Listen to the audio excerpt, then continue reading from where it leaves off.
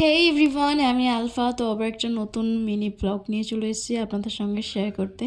তো পরশুদিন ছিল না মামুনির বাড়িতে, আর আমি সেদিনকে রান্না করেছিলাম ট্যাংরা মাছ। পাপা বাজার থেকে সকাল সকাল এনে দিয়েছিল ট্যাংরা মাছ। মাছটা কুটেই এনেছিল।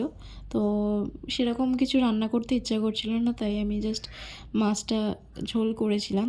তো দেখতেই পাচ্ছেন মাছটার মধ্যে আমি আদা রসুন, কাঁচা লঙ্কা, পেঁয়াজ কুচি, তেল, হলুদ গুঁড়ো আর কিছুটা ঝালের গুঁড়ো দিইনি আমি এতে, ঠিক আছে, নুন দিয়ে আমি এটা ভালোভাবে মিক্সড করছিলাম।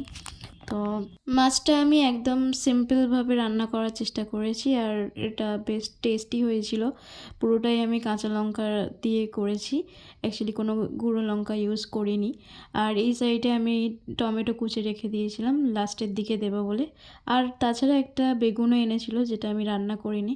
দেখতেই পাচ্ছেন আমার মাছটা ফুটে গিয়েছিল, দেন আমি কিছুক্ষণ পর টমেটো দিয়ে দিয়েছিলাম। আর এদিকে আমার তো মাছ ঝোল রেডি হয়ে গিয়েছিলো। সাইডে আমি ভাতও বসিয়ে দিয়েছিলাম, ভাতটা প্রায় অনেকটা হয়ে এসেছিলো। তো আজকে এই পর্যন্ত, টাটা।